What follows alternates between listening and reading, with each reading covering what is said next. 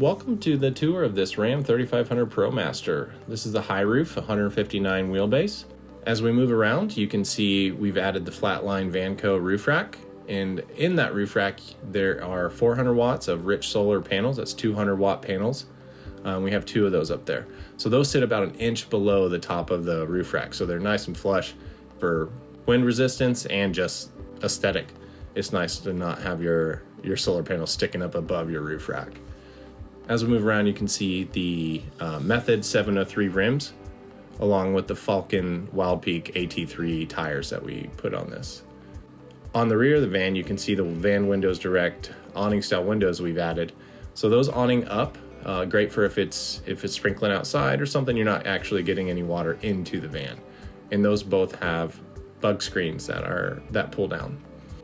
On the passenger side, you can see the water port, and that's locked so no one else can put anything in that water tank. On the driver's side, you can see the 30 amp service shore power plug-in right there. For side steps, we went the armadillo side steps, and so you have that right underneath the driver's door, and then the full length from the passenger door also below the sliding door.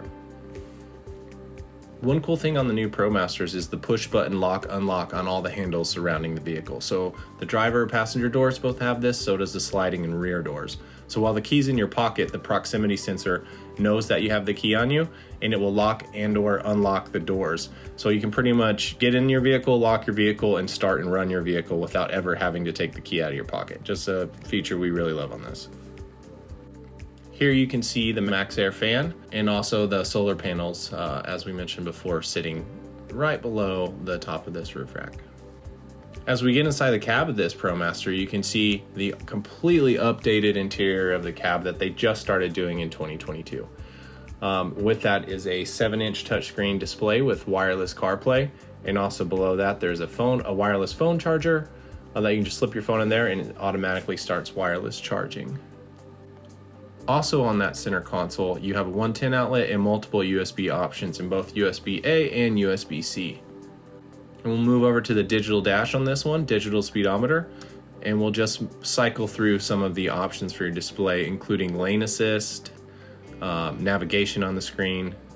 They really upped their game on Rams in 2022, so there is a lot more creature comforts in the cab and make your driving a lot safer and a lot easier. Here you can see the digital mirror. So this is a little different than a rear view camera. This is made to completely replace the loss of visibility you might get if you have things in the rear of the van and being able to see out the rear windows. This takes that frame of view and puts it into a digital format with the camera.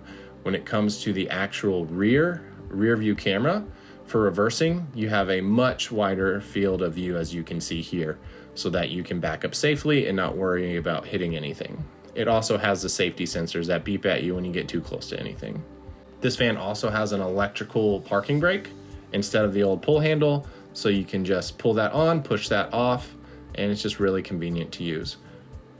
This aux2 button here is your power button for your alternator charger, your DC to DC charger, and it's wired in a way that will only turn on the charging for your alternator charger when the van's running. So there's no power draw off the chassis battery whenever your van's not running.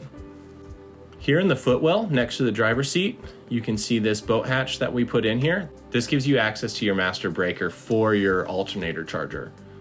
So for some reason you need to disconnect this or just access it, you just pop this little hatch off and then you can access it there without having to undo all the screws and take off all the plastic components to access this point.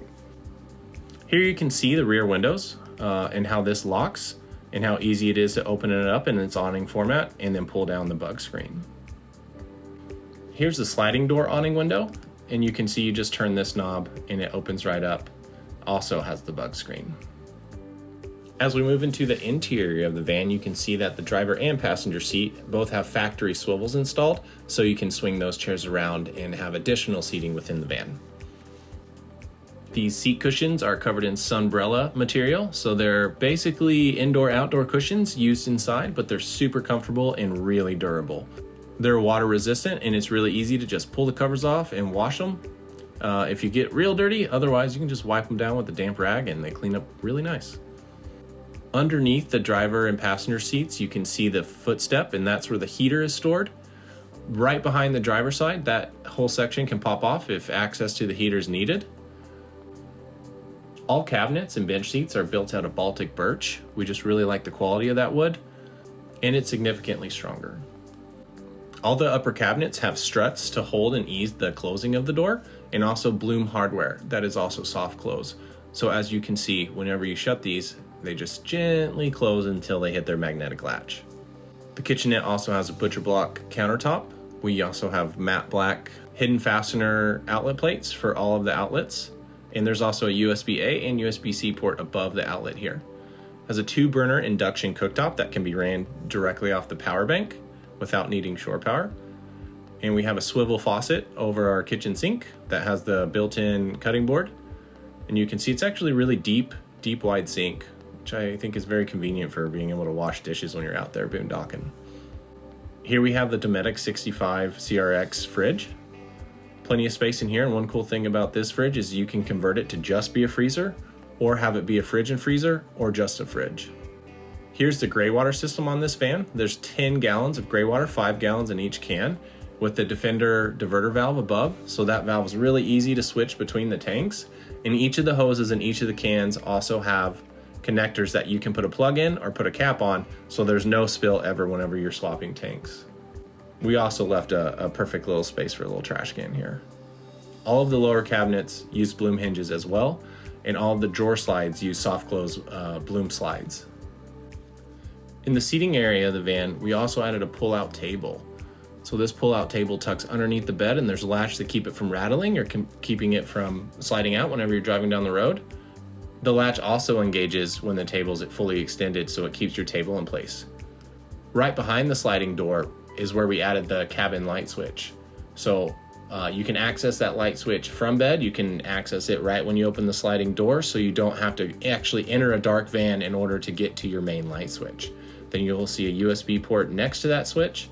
And one really cool thing we liked about the switches that we went with in this van is that they're all dimmable. They hold their place from the last use. And if you want a blue light on the switch, you have the option to have that illuminate when the light is off, or you can completely turn off the blue light if you do not want any lights in the van at night. Some people, it really bugs them at night. Some people it doesn't really matter to them. So it's just nice to have that option without having to rewire it. Here you can see the Max Air fan remote and the reading lights that we have installed above the bed. Also, both of these reading lights do have USB-A ports in the bottom of the light fixture. Underneath the passenger side benches, you can see there's just ample room of storage, and also the Bosch 4-gallon hot water tank. Underneath the driver's side, we have the Dometic portable toilet. And behind the toilet down there at the ground level or floor level, there is a USB outlet, both USB-C and USB-A, and a 110 outlet. Really hard to see in the video, but that was designed in a way that you could put a CPAP or a medical device or charge a laptop and still be able to close the bench seat. Because as you can see here, we put a port going into the bench seat. You pop this plastic cap off and you can run a cord right into that section. Here we have the instrument cluster. This is basically the control center for the whole van. We did order Blue Sea labels, so all of these switches will be labeled. They just weren't installed by the time we did this video. So you have your inverter, you have your hot water heater on the right there, then you have your Victron Energy Smart Shunt, and that gives you all your battery information. Then you have your water gauge, then your Robusto gasoline heater. And underneath that, you have the controls for the water gauge to turn that on, the water pump, the counter lights, and the toe kick lights. Here you can see the rear upper cabinets, also soft close. And in the rear one, we added a 110 outlet and also USB-A, USB-C as well. And so that's basically pre-wired. If someone wanted to add a TV, we'd cut a hole through the bottom of that cabinet, mount the TV, and snake the wire up and plug into that outlet. Here are the passenger side cabinets. We made those a little shorter so that no one's hitting their head on them whenever they're getting up in bed. In the garage of this van, on the right here, you can see the whole power distribution center. So you have your AC DC distribution panel down there on the right. All of our wires are shrink wrapped labeled. So if for some reason there's any maintenance or service that needs to be done in the power system, every single wire in that box is labeled, both AC and DC side, with shrink wrap labeling. And behind the plexiglass protector cover here, you'll see the DC to DC battery charger. That's your alternator charger. That's a 40 amp charger. And to the left of that is our 40 amp solar charger. And to the left of that is the Lynx distributor, basically taking all the power coming into it from shore power to alternator, solar. It takes all of that and distributes that where it needs to be while also protecting every line in the system. On the other side, underneath the bed, you can see our water system. So this water system is 32 gallons. It goes over the wheel well. It's insulated below the tank. We've also added an accumulator to this to really smooth out the water flow. When you open the sink, it's not constantly turning on, turning off, and it really just smooths out the whole system. It adds pressure to the system, so when you crack the sink, and even if you just pull a little bit of water, this accumulator will supplement with pressure until you actually need to fully turn on the water pump. It's also been plumbed with 2 different options for winterization.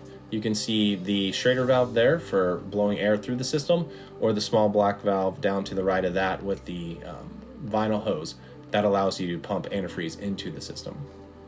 So here's the Deluxe Max Air fan that pulls air in or pushes air out depending on how you configure it. And it's all controlled by remote, so there's no manually opening of the cover.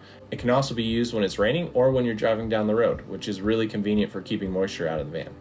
From the back of the van, you can see we have cubbies above the doors. Those are great places to store like a phone. They are padded at the bottom of those cubbies.